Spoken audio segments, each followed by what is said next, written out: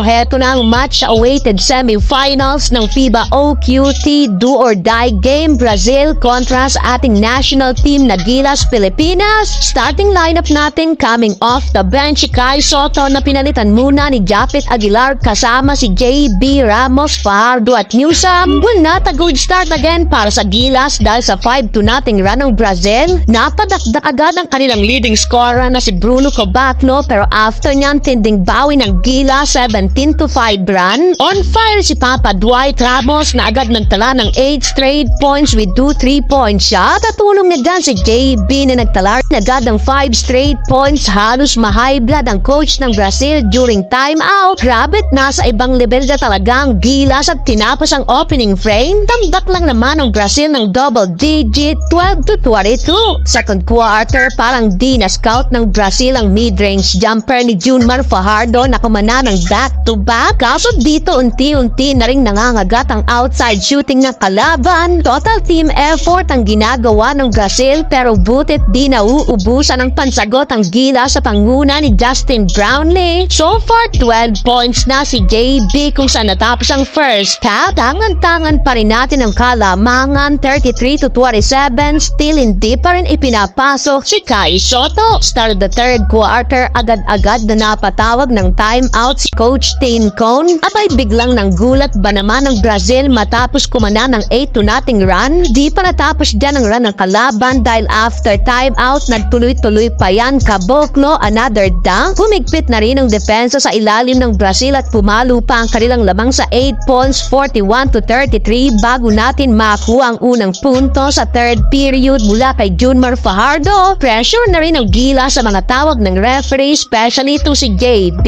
Mayanong swerte na rin ang mga tikada ng kalaban down the stretch kung saan natapos ang third period. Angat ng 12 points ang Brazil 51-39. Fourth and final quarter, Dwight Ramos agad na kumana ng corner 3-pointer. Nasuntan pa yan ang in-transition layup ni CJ Perez, kaso matapos yan, dito na napa-take over si Huertas at Caboclo na tuluyang nagpahirap sa ating national team. Sa uli, natambakan na lang tayo at nanghina na lang si Coach Tim Cone. Napapanungkot at hanggang dito na lang ang Gilas Pilipinas.